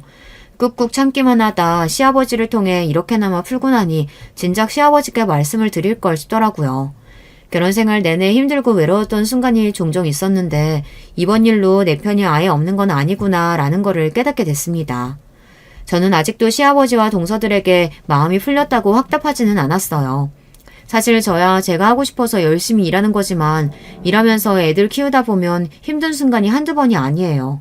그럴 때마다 동서들이 더 얄미웠습니다. 동서들은 일도 제대로 안 하면서 시아버지 앞에서는 착실하게 일하는 척하며 교육비만 쏙쏙 받아먹는 게 너무 얄미웠거든요. 이번 기회에 동서들을 잠깐이나마 골탕 먹일 수 있으니 기분이 나쁘지 않았습니다. 진짜 속마음은 어떻든 그래도 동서들이 그동안 저에게 잘못한 걸 조금이나마 안 것 같아 다행인 것 같기도 하고요. 저는 어느 때보다 속이 시원합니다. 언제까지인지 몰라도 당분간은 동서들이 시아버지와의 약속대로 저에게 실수하지 않고 열심히 일하는 모습을 지켜보려고 해요. 인생 선배님들께서는 얄미운 동서들에게 어떤 식으로 복수를 해보셨는지 저와 비슷한 경험이 있으시면 댓글로 남겨주세요. 저도 여러분의 경험담 참고해서 다시는 동서들에게 당하지 않는 현명한 맏며느리가 되어보도록 하겠습니다. 지금까지 저의 이야기 들어주셔서 감사해요. 여러분의 가정은 항상 화복하시길 바랄게요. 안녕하세요. 저는 서울에서 남편과 같이 딸을 키우며 사는 30대 후반 여자입니다. 아까 아이 학교 데려다주고 오는데 날씨가 너무 좋더라고요. 오늘은 저한테 얼마 전에 일어난 사건에 대해 말해보려고 합니다. 바로 동서와 있었던 일인데요. 제가 친언니가 있어서 언니한테 말했더니 너무 통쾌하다고 꼭 제보하라고 하더라고요. 언니가 이 채널을 즐겨 듣는 건 저도 알고 있었습니다. 그래서 용기 내어 제보하게 됐어요. 동서와 있었던 일들이 저도 다시 생각해도 웃기긴 해요. 여러분도 들으면서 즐거우셨으면 좋겠어요. 일단 동서 얘기를 하기 전에 제 성장 과정에 대해 간략하게 말해볼게요. 저는 단도직입적으로 상당히 여유로운 과정에서 자랐습니다. 아빠와 엄마가 공부를 오래 하셨거든요. 저희 자매를 데리고 독일에서 유학도 하셨어요. 그래서 지금은 언니와 저는 독일어를 조금 할 줄 알아요. 문법이나 독해는 약해도 기초 회화는 거뜬합니다. 그리고 유학을 비롯해 부모님은 우리 자매와 해외여행도 자주 다니셨어요. 특히 친할머니가 계신 미국은 1년에 무조건 한 번은 방문했습니다. 언니, 우리 퀴즈 내면서 놀자. 자, 내가 먼저 문제 낼 테니까 언니가 맞춰봐. 언니와 저는 서재가 놀이터였어요. 워낙 공부를 오래 한 부모님 덕분에 서재에는 책이 가득 차 있었습니다. 그뿐만 아니라 거실에도 아주 커다란 테이블이 있었어요. 거기서 부모님과 같이 공부하기도 하고 책도 많이 읽었습니다. 부모님은 두 분 다 많이 배우셨다고 했잖아요. 하지만 그렇다고 언니와 저에게 공부를 강요하진 않으셨어요. 그냥 하고 싶을 때 하라고 하셨죠. 언니와 저는 오히려 부모님이 저렇게 하시니까 집에 있는 책으로 놀았어요. 아무것도 모르면서 퀴즈를 내고 색칠 공부를 하며 놀았습니다. 지금 생각하면 그런 식으로 놀면 책이 다 망가질 텐데 부모님은 그냥 우리를 방목하셨어요. 은지야, 고등학교는 미국에서 다니자. 언니가 다니는 대학교 옆에 있는 학교라 은지도 외롭지 않을 거야. 아빠랑 엄마 회사도 근처에 있으니까 괜찮아. 그러다 저는 고등학교를 미국에서 보냈습니다. 중학교는 한국에서 나왔는데 고등학교에 가면서 미국으로 진학하게 됐죠. 마침 언니가 대학을 미국에 있는 유명대로 갔거든요. 주재원으로 있던 엄마와 아빠도 미국에서 지내게 되어 우리 가족은 미국 생활을 시작했습니다. 워낙 어렸을 때부터 영어에 노출된 저라 적응은 어렵지 않았어요. 고등학교 내내 활발한 성격 덕분에 외로움도 없이 가족들과 행복한 미국 생활을 즐겼죠. 그럼 민지랑 나는 한국에 먼저 들어갈게. 은지 너는 엄마랑 미국에 있다가 한국에 오고 싶으면 오도록 해. 그러다 제가 성인이 되고 미국에 있는 대학교에 입학했어요. 그런데 제가 상상한 대학 생활과는 너무 달랐습니다. 흥미를 느끼지 못했어요. 적성에도 맞지 않았고 또 한국을 떠난 지 꽤 됐잖아요. 그래서 한국에 있는 친구들도 보고 싶었죠. 그래서 자퇴하고 한국으로 갔습니다. 이때 부모님과 많이 다퉜지만 결국 자식 이기는 부모 없다고 하죠. 부모님도 제 편을 들어주셨어요. 제가 한국에서 대학을 나오고 싶다고 했거든요. 그래서 그런 제 의견을 존중해 주셨습니다. 그렇게 한국에 도착한 저는 일단 아빠와 언니가 사는 집으로 갔어요. 아빠는 그때 교수로 재직 중이셨어요. 언니는 아빠 밑에서 연구원으로 활동 중이었죠. 그래서 집에 있다 심심하면 아빠 언니가 있는 연구실로 자주 놀러 갔어요. 은지야, 온 김에 그거 자료 복사 좀 해줘. 아, 머리 아파. 신경 쓸 게 너무 많다. 좀 도와줄래? 언니, 아빠랑 잠깐 회의 다녀올게. 응, 알겠어. 복사하고 책상 정리도 해놓을게. 언니랑 아빠는 걱정하지 말고 다녀와. 아빠와 언니는 중요한 논문을 작성하고 있었어요. 그래서 제가 놀러가면 간단한 복사나 책 정리를 부탁했죠. 저야 어릴 때부터 아빠가 전공한 분야의 책을 언니와 보고 자랐잖아요. 그래서 복사부터 시작해서 간단한 수식 정리나 자료 정리를 도와주곤 했습니다. 그렇게 한동안 아빠 연구실로 매일같이 드나들었어요. 그러다 우연히 지금 남편을 학교에서 만났습니다. 남편은 농구선수였는데 아빠가 재직 중인 학교가 농구부가 유명했어요. 우연히 간 농구장에서 만나 연애를 시작했습니다. 야, 근데 너 승현이랑 결혼할 건 아니지? 아빠는 옛날 사람이라 네가 운동선수랑 결혼한다고 하면 안 좋아할걸? 나한테도 그렇게 마음에 든다고 말하지 않았어. 아직 우리 나이도 어린데 무슨 결혼이야. 언니가 오히려 너무 깊게 생각하는 거 아니야? 난 그리고 한국에서 계속 살지 않을지도 모르잖아. 저는 남편과 연애할 때는 결혼하게 될 거라고는 생각도 못했어요. 그리고 슬슬 엄마도 한국에 들어오시려고 했거든요. 엄마한테 한국에서 대학을 가겠다고 했으니 그 약속도 지켜야 했죠. 부모님도 남편의 존재를 알고 있었는데 그렇게 반기진 않으셨습니다. 왜냐하면 언니가 그때 마침 졸업했는데 형부도 배울 만큼 배운 똑똑한 사람이었거든요. 하필 서울대를 졸업하고 박사과정을 밟는 사람이었습니다. 집안 형편이나 분위기도 우리 집과 매우 비슷했죠. 그래서 형부를 많이 반기셨어요.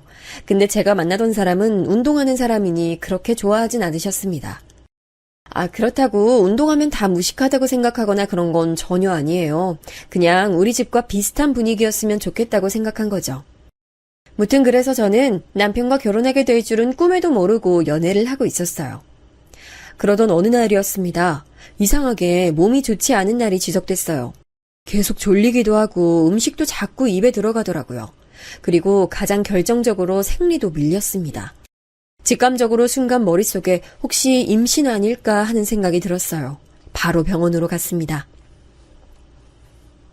축하드려요. 임신 맞습니다. 지금 3달 정도 되셨네요. 네? 임신이요?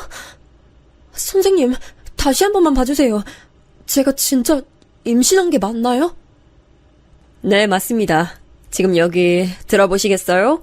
아기 심장 뛰는 소리. 들리시죠? 임신 확실합니다.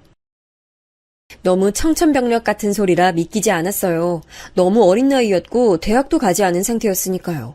그런데 아기 심장 소리를 들어보신 분들은 아실 텐데 막상 소리를 들으니 지우기도 쉽지 않았습니다. 저는 모성애라는 게 전혀 없는 줄 알았거든요. 그래서 언니가 아기가 생기면 모성애가 생긴다는 말을 들었을 때 코웃음을 치기도 했죠. 그런데 막상 제가 직접 귀로 들으니 아기를 지운다는 건 말도 안 됐죠. 그리고 바로 남친에게 연락해서 상황을 알렸어요. 아, 그래? 나는 우리 아기 낳아서 키우고 싶어. 생명이고 소중한 존재잖아. 우리한테 와준 게 행운인데 우리가 부모님 잘 설득해서 낳는 게 어때?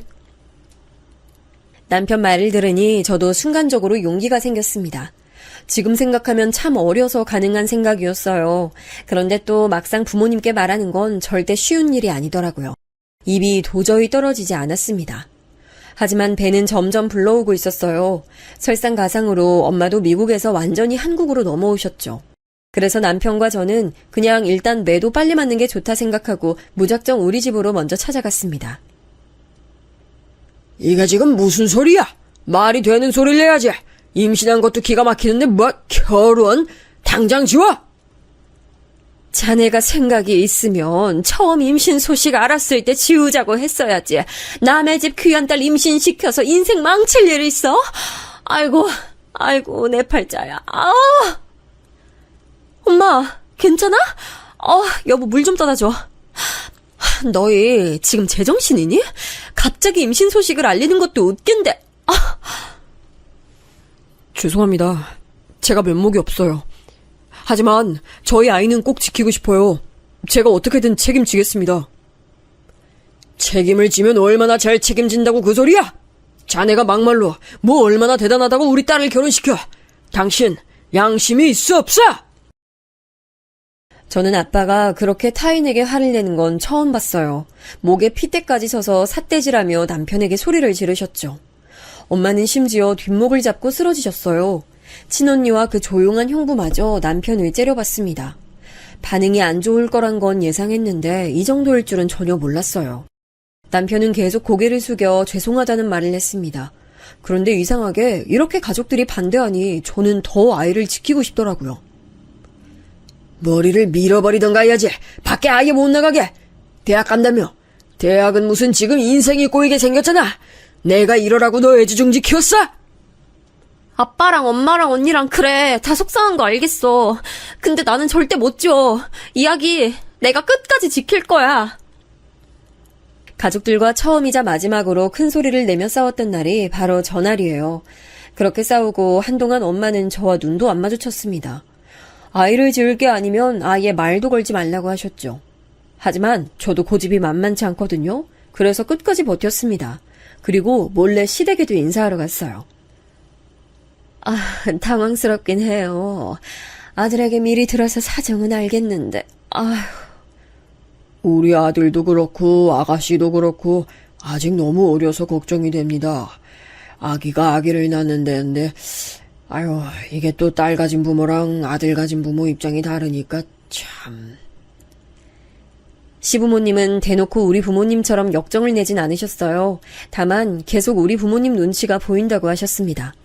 당연히 결혼에 대해 긍정적으로 말씀하진 않으셨죠. 남편과 저는 이때도 우리는 아이를 키우겠다고 확고한 의지를 보여드렸습니다. 결국 어떻게 됐냐고요? 자식 이기는 부모 없다잖아요. 결국 저는 아이를 낳았습니다. 후기로 갈수록 심하게 배가 불러서 결혼식은 못했어요. 동네 창피해서 차마 나도 말을 못하겠어. 입양도 생각해봐. 아직 이르니까 혼인신고도 하지 말고. 알겠어? 그냥 일단 조용히 살아. 엄마는 내가 그렇게 창피해? 아기 키우고 나중에 대학 가도 늦지 않아. 엄마가 날 그런 식으로 대하면 나 너무 속상해. 엄마야말로 속상해. 네가 어떻게 엄마한테 이러니? 언니처럼 정상적인 사람하고 연애해서 결혼하고 아기 낳으면 엄마가 뭐라 해? 부모님과는 꾸준히 갈등이 있었어요. 엄마는 심지어 태어날 우리 아이를 입양 보낼 생각도 하셨습니다. 사실 부모님의 반대가 매우 심했던 건 바로 시댁의 경제적 형편 때문이었어요. 시댁은 안타깝게도 잘 사는 집은 아니었습니다. 남편에게 나중에 듣기론 운동도 집에 돈이 있어야 성공할 수 있다 하더라고요. 남편은 타고나게 키가 컸고 실력이 좋아 그나마 버티고 있었던 거라고 했습니다.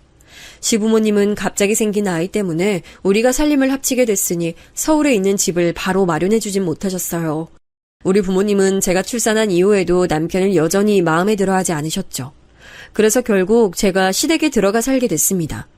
시부모님은 옛날 분들이라 고지식한 면모가 있긴 했어요. 그렇다고 심하게 시집살이를 시키진 않으셨습니다. 오히려 집안일은 두 분이 전적으로 담당하셨어요. 남편에겐 동생이 한 명 있었는데 남자였어요. 도련님은 그때 고등학생이었습니다. 운동 쪽으로 나간 남편과 달리 도련님은 공부를 매우 잘했어요. 그래서 온 가족이 도련님 눈치를 봐야 했죠. 형수님, 애기 우는 거 좀 달래주세요. 저 집에서 도저히 집중이 안 되잖아요. 울음소리가 얼마나 거슬리는지 아세요? 아, 죄송해요. 금방 그치게 할게요. 달랜다고 달래는데, 시끄럽죠. 저 공부 잘하는 거 아시죠? 성적에 예민하잖아요. 형수님도 아시면서. 도련님은 학업 스트레스가 이만저만이 아니었는지 저에게 매번 불만을 표출했어요. 어찌나 눈치가 보였는지 모릅니다. 시부모님도 저에게 시집살이를 안 시키는데 신우이도 아닌 미성년자 도련님의 눈치 때문에 제가 많이 힘들었던 기억이 나네요. 아기는 딸이었습니다. 우리 친정 부모님은 아기가 태어나고 시간이 지나자 점점 태도가 변하셨어요. 분명히 아이를 지우라고 하고 입양 보내라고 했었는데 아이가 커가면서 아이를 받아들이기 시작하셨습니다. 예쁘긴 하네. 아유, 너 어렸을 때랑 웃는 얼굴이 너무 똑같다. 역시 딸 아니랄까봐. 아유, 그래, 뭐 필요한 거 있으면 말해.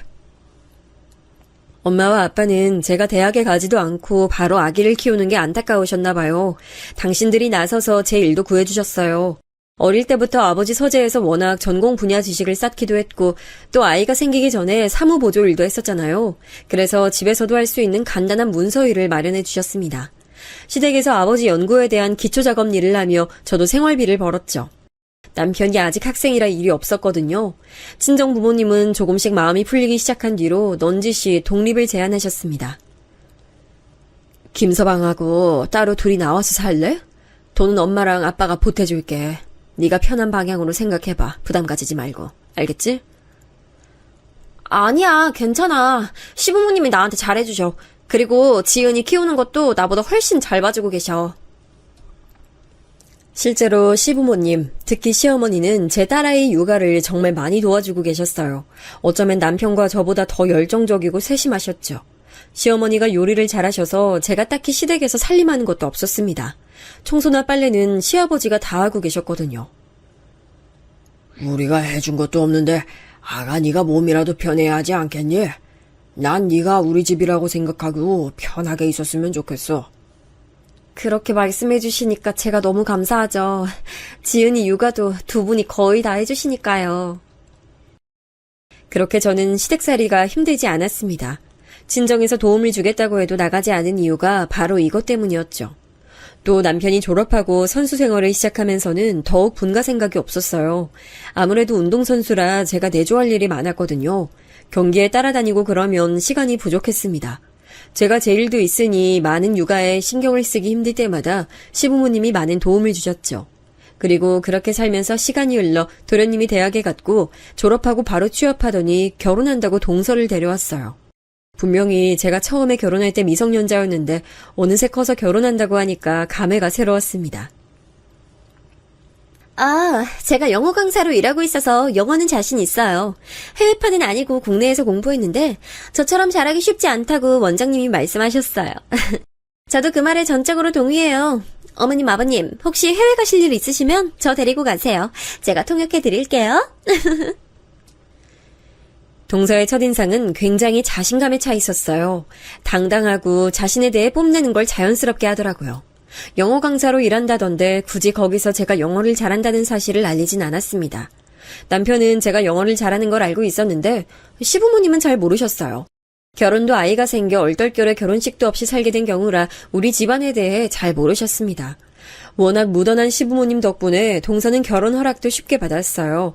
그런데 동서는 보면 볼수록 신기한 사람이었습니다. 형님, 혹시 아까 부엌에 있던 애플, 사과요. 사과 못 보셨어요? 제가 밥 먹고 후식으로 먹으려고 했거든요. 나이프, 칼은 있는데, 어디 갔지? 동서는 본인이 영어를 잘한다는 자부심이 굉장히 강했어요.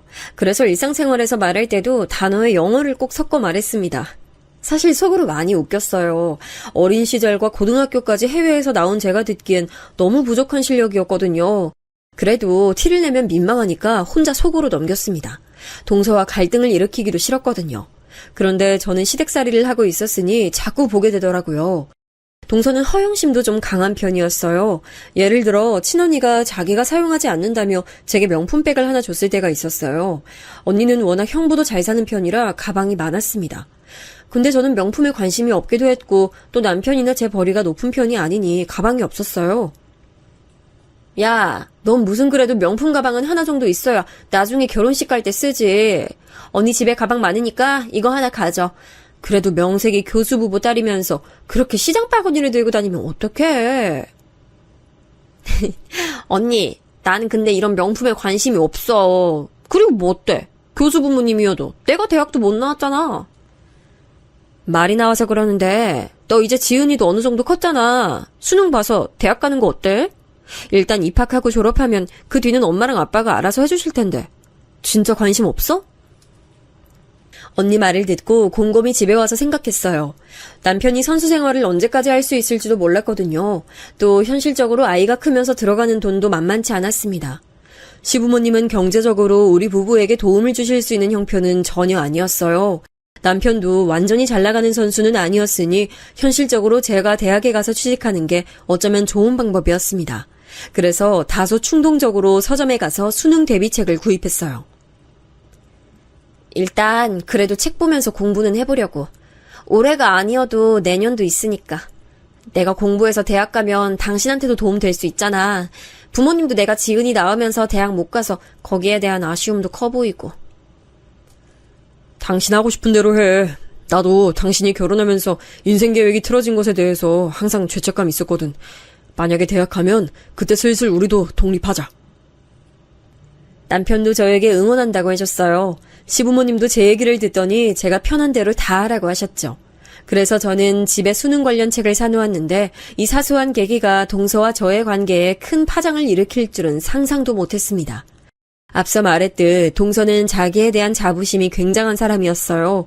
사실 서방님은 어려서부터 공부를 잘했다고 했잖아요. 그래서 대학도 국내에서 손꼽히는 명문대를 졸업했습니다. 동서와 서방님의 공통점이 있다면 둘 다 학벌주의가 굉장히 심하다는 거였어요. 둘 다 직업이 학원 강사라서 더욱 대학 서열에 민감한 사람들이었죠. 서방님도 본인이 집안에서 제일 똑똑해서 주목을 많이 받았으니 공부에 대한 집착이 강했거든요. 그런데 동서는 서방님보다도 더 심했습니다.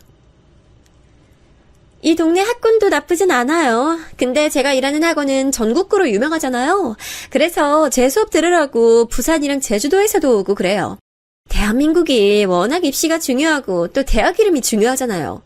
대학이라는 게 성실함을 반영하는 지표고 저도 뭐 그랬지만. 동서는 예전부터 유독 대학이 거론되면 말이 심하게 길어지곤 했어요. 자기가 고등학교 3학년 학생들을 대상으로 대학 입시 강사로 일하고 있으니까요. 그걸 알아서 저는 일부러 수능 관련해서 동서와 서방님 앞에서 말을 꺼내지 않고 있었습니다. 그런데 정말 우연히 어느 명절날이었어요. 동서가 옷을 갈아입겠다고 안방을 잠시 들어간다고 하더라고요. 아무 생각 없이 그러라고 했는데 몇 분 뒤 의미심장하게 저한테 다가왔어요. 형님, 근데 방에 수능 대비책이 있더라고요. 혹시 수능 준비하세요? 응, 그렇게 됐어. 내가 대학을 안 나왔거든. 혹시 몰라서 수능은 봐보려고. 뭔가 민망하네. 형님, 대학 안 나오셨어요? 고졸이셨어요? 그건 지금 저도 처음 알았네요. 내가 어린 나이에 지은이 낳고 바로 결혼해서 대학 갈 수가 없었지. 그러셨구나. 어쩐지 형님 나이가 제 생각보다 훨씬 어려서. 대학 갈 나이에 지은이 나왔으니까 뭐 후회는 없어. 그때는 최선의 선택이었거든. 동서는 제 말을 듣더니 표정이 확 바뀌더라고요. 아마 동서 생각엔 사고 쳐서 어린 나이에 시댁에서 붙어 사는 고졸 형님이었겠죠. 제가 결혼하고 주변 말 들어보면 저도 어떻게 생각하면 사기 결혼을 당한 것 같기도 해요. 농담이에요. 저는 남편만 보면 시댁 되게 잘 사는 집인 줄 알았거든요. 근데 이렇게 평범한 집안에 형수는 고졸인 줄은 몰랐네. 아니 뭐 그럴 수도 있나? 그래도 시부모님이 사람은 다 좋으셔. 우리한테도 딱히 기대하거나 그러시는 거 없잖아. 그렇긴 하죠. 전 솔직히 형님이 명품백도 입고 그러셔서 대학을 안 나온 줄은 몰랐어요. 그런데 아주버님도 운동하셔서 지은님 나중에 고등학생 되면 우리 학원 보내세요. 남편하고 저랑 전담으로 봐드릴게요. 안 그래도 남편이 자기가 지은이 때문에 공부하기 힘들었다고 했었거든요. 전 그 말이 무슨 말인가 했는데. 동서는 아마 오해를 한 것 같아요. 제가 능력도 없이 어릴 때 사고 쳐서 시댁에 빌부터 사는데 철없이 명품백을 사서 들고 다니는 사람으로 생각하는 것 같았죠. 그런데 그렇다고 제가 나서서 해명할 필요는 없었습니다. 그냥 그러고 싶지 않았어요. 그리고 아예 틀린 말도 아니니까 그냥 무시했습니다. 그리고 그 뒤로 동서의 은근한 무시가 조금 반복됐어요. 언제는 가족끼리 다 같이 바다에 놀러 갔는데요. 시부모님을 모시고 강원도 해안가로 놀러 갔습니다. 강릉으로 갔는데 강릉이 관광도시잖아요. 그래서 외국인 관광객도 많았습니다. 딸은 예전부터 외국인을 보면 신기해했거든요. 그날도 우리가 갔던 식당 옆에 외국인이 앉아 있었어요. 우와, 엄마 외국인이야. 나는 외국인 실제로 보면 너무 신기해. 나도 영어 잘하면 나중에 외국인들하고 말할 수 있겠지? 그러게, 외국인이다. 나중에 지은이도 영어 자유롭게 할 수 있으면 말 걸어봐. 저는 제가 이미 영어를 잘해도 딸에게는 영어 공부를 강요하지 않았습니다. 왜냐하면 강요하는 순간 하기 싫어질 수도 있잖아요. 그래서 나중에 본인이 원하면 시킬 생각이었어요. 실제로 딸은 외국인을 신기해했지 영어에 관심이 많은 건 아니었거든요. 그런데 동서가 갑자기 미묘한 웃음을 짓더니 딸에게 말했습니다. 지은아, 하고 싶은 말 있어?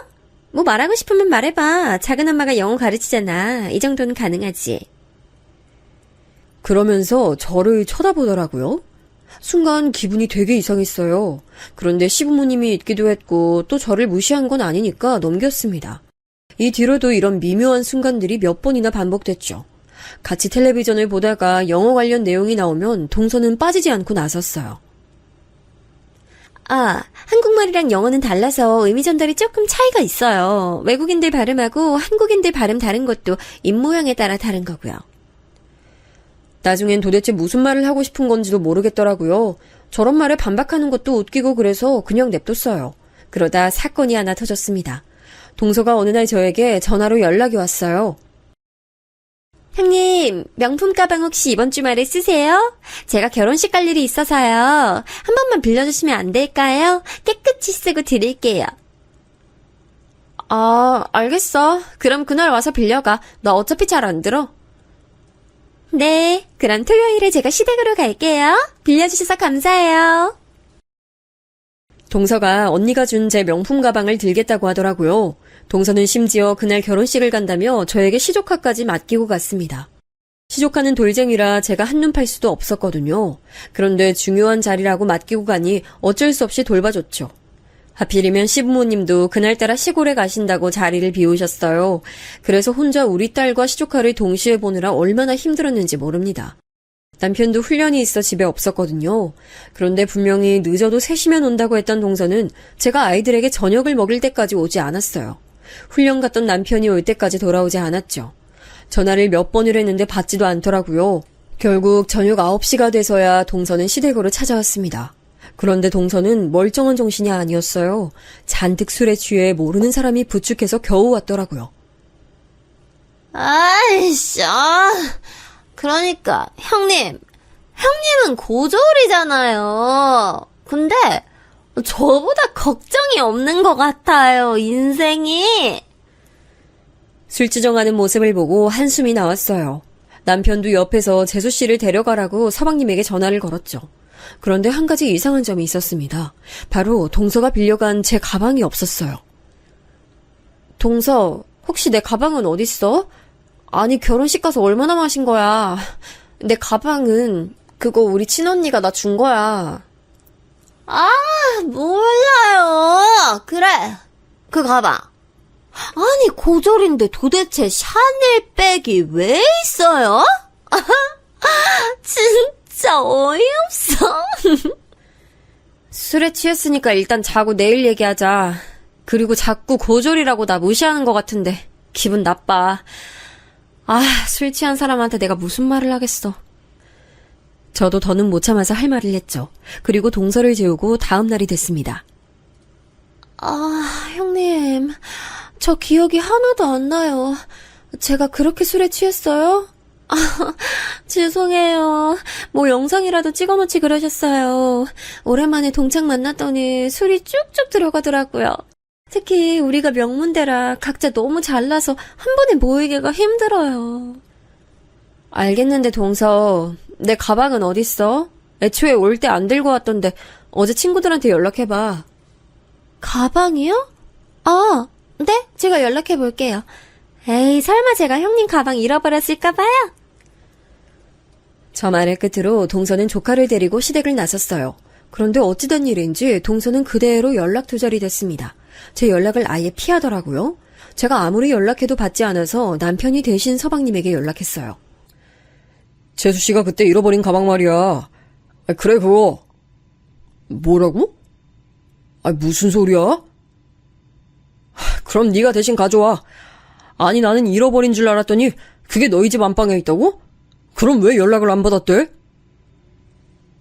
남편에게 들은 말은 충격적이었어요. 차라리 잃어버린 거면 모르겠는데 동서는 제 가방을 자기 집 안방에 두고 생활하고 있더라고요. 서방님이 물어보면 아무렇지 않게 제가 마음껏 쓰라고 했다고 하더라고요. 기가 막혔습니다. 저는 이 사건을 그냥 넘어갈 생각이 없었어요. 단순히 이 사건만 보면 그럴 수 있었는데 이제껏 쌓아온 일들이 있으니까요. 동서, 이제야 전화 받네? 도대체 예전부터 나한테 왜 그래? 고졸이라고 무시하고 가방 가져가서 안 주고 나한테 뭐 열등감이라도 있어? 형님, 제가 형님한테 왜 열등감이 있어요? 열등감은 저보다 잘난 사람한테 있는 게 열등감이에요. 뭐? 말 다 했어? 그렇게 대학이 중요하면 동서는 하버드나 예일대학교 가지. 왜 국내 대학 나와서 그래?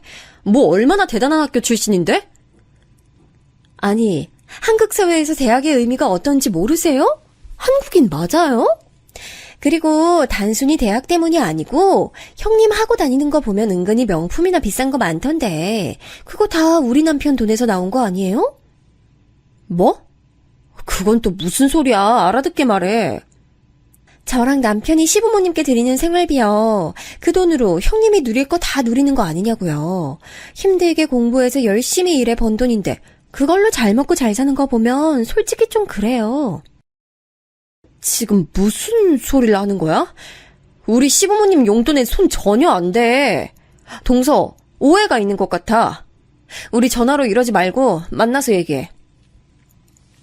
저는 동서 말을 들으며 머리를 한 대 맞은 기분이 들었어요. 오해도 단단히 하고 있더라고요. 동서는 제가 대학도 나오지 않았는데 자기들 돈으로 명품도 사고 비싼 옷을 입는 줄 알았던 거죠. 하지만 그건 완전히 동서의 착각이었습니다. 저와 남편은 시부모님에게 결혼하고 한 번도 손을 빌린 적이 없거든요. 오히려 우리 친정 부모님의 도움을 받았으면 받았죠. 실제로 저는 저 때도 아빠 연구실에 가서 가끔 일을 돕고 있었어요.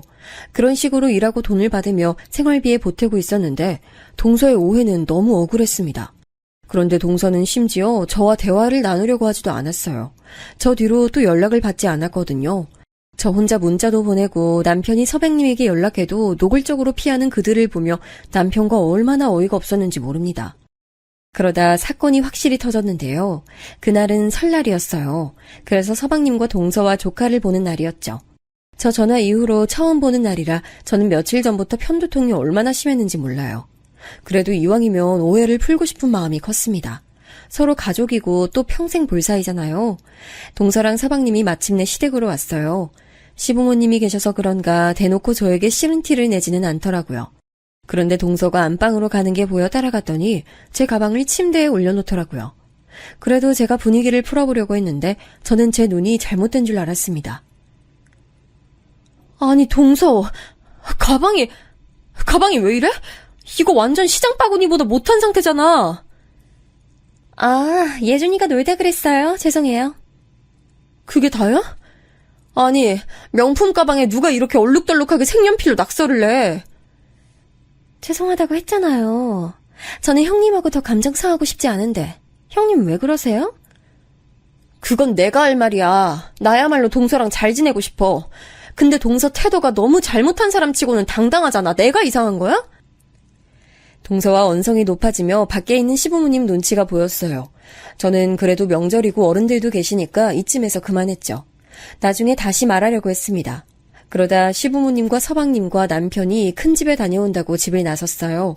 집에는 동서와 조카 그리고 저와 딸만 남았습니다. 그런데 우리만 남자 동서는 갑자기 영어 동화책을 거실로 가져왔어요. 예준아, 이리 와. 엄마랑 영어 공부하자. 이렇게 미리 해야 나중에 대학도 좋은 곳까지, 안 그래? 고졸로 살면 안 돼요. 동서, 지금 뭐라고 했어? 나 들으라고 한 말이야? 애들 앞에서도 이럴 거야? 제가 언제 형님 보고 고졸이라고 무시했나요? 제가 제 아들한테 공부하라는 말도 못해요? 동서가 고졸 무시하는 거 하루 이틀도 아니잖아. 진짜 사람 적당히 무시해. 그리고 말 나와서 하는 말인데 동서 발음 진짜 별로야. 억지로 굴리는 거 내가 다 민망해. 저도 유치하게 나온 건 아는데 입을 멈출 수가 없더라고요. 그동안 억눌렀던 감정이 올라오기 시작했습니다. 그러자 동서도 얼굴이 새빨개진 채로 따졌어요. 저 지금 대학 입시 영어 강사예요. 고졸인 형님한테 발음 지적을 당해야 돼요? 고졸이 알파벳은 알아요? 파닉스는 알고 저한테 그러시는 거냐고요? 뭐? 알파벳? 파닉스? 나 고등학교 미국에서 나왔어. 지금 내 앞에서 영어로 우쭐대는 거야? 기가 막혀서 진짜. 그러면 저는 뭐 영국에서 나왔네요. 말론 누가 못해요? 됐어요. 그만해요. 동서가 먼저 시비 걸었으면서 뭘 그만해. 동서, 진짜 그렇게 살지 마. 저와 동서가 언성을 높이며 싸우니 딸과 조카가 울기 시작했어요. 순간 애들 앞인데 제가 너무했나 싶어 미안했죠. 저 뒤로 동서와 저는 냉전으로 식구들이 올 때까지 기다렸습니다. 속이 부글부글 끓었어요. 식구들이 집에 왔고 저와 동서는 티를 내지 않았습니다. 속으로만 다시는 동서를 상대도 하지 말아야지 생각했죠. 그리고 실제로 설날 이후로 서로 안부 연락도 하지 않았습니다. 3월엔 시아버지 생신이라 같이 한정식집에서 식사도 했는데 동서와 저는 눈도 마주치지 않았어요. 불편한 마음이었는데 제가 잘못한 건 없다고 생각해서 먼저 다가가지 않았습니다. 그러다 오늘 사연의 핵심인 사건이 터졌어요. 제가 아빠가 일하는 연구실에서 도움을 주고 있다고 했잖아요. 저도 이제 몇 년을 일해서 어느 정도 아는 게 많이 생겼습니다. 그래서 아빠와 언니도 저를 더 의지하기 시작했어요. 딸, 요즘 너무 바쁘다. 내일도 나올 수 있어? 마침 스승의 날이라 제자들이 찾아올 것 같아. 많이 바쁠 예정인데 도와줄 수 있을까? 알겠어. 지훈이 학교만 보내고 바로 갈게요. 아빠가 스승의 날이라 찾아오는 제자들이 많다며 제게 도움을 요청하셨어요. 아빠는 실제로 영향력도 강한 사람이고 다정해서 학생들이 졸업하고 계속 찾아왔거든요. 또 인맥이 매우 넓으세요. 그래서 제자들 취업 자리도 나서서 알아봐 주시죠. 그런 아빠에게 고맙다고 찾아오는 제자들이 많으니 기꺼이 가서 도와줬습니다. 그런데 저는 아빠 연구실에서 너무 놀라운 얼굴을 보게 됐어요. 동서? 동서, 아니, 여기 무슨 일이야? 형님? 형님이야말로 여기 무슨 일이세요? 아니, 아니, 그러니까 여기 대학교, 우리 아빠 연구실인데? 내가 예전부터 아빠 연구 돕고 있었어. 설마 동서, 우리 아빠 제자야? 형님이 정 교수님 따님이세요? 아이고, 미정이 왔니? 여기 우리 둘째 딸이야. 인사해. 아빠의 소개에 동서와 저는 서로 당황하기 시작했습니다. 알고 봤더니 동서는 아빠의 제자였어요. 그것도 지금 대형학원에서 일하는 것도 아빠가 원장님이랑 아는 사이라 추천으로 들어갔더라고요. 어안이 벙벙했습니다. 저보다 더 당황한 건 동서였죠.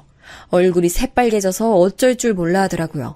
제가 동서보다 빨리 결혼했고 또 사정상 동서 결혼식 때 우리 식구들이 오지 않았거든요. 워낙 간소하게 스몰 웨딩으로 해서 저와 남편만 참석했어요. 동서랑 제가 서로 사이가 좋으면 모르겠는데 그것도 아니라 서로 식구를 알지 못했죠.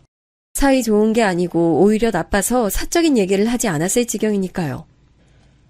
우리 둘째 딸이 똑똑해서 날 많이 도와주고 있어. 애가 어릴 때부터 나 따라 외우고 했거든. 미국에서 고등학교를 나와 영어는 나보다 잘해. 그치. 나는 뭐 발음이나 파닉스, 알파벳 정도는 껌이지. 안 그래?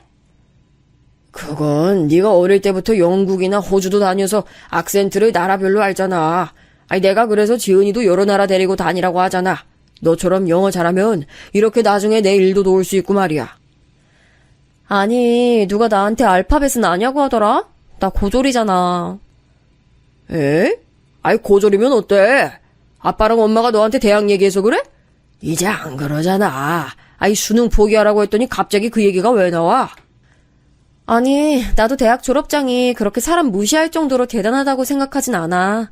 근데 누가 나한테 고졸이라고 볼 때마다 무시해가지고.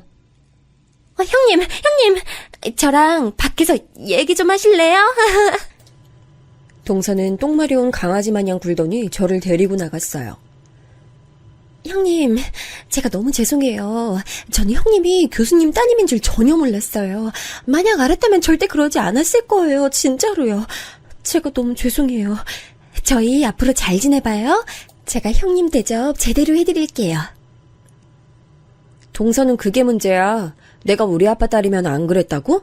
그게 아니고 대학 학벌로 사람 무시하는 그 태도가 잘못된 거라고 생각 안 해봤어? 막말로 내가 솔직히 이런 말은 안 하려고 했는데 예준이 말이야. 동서 아들.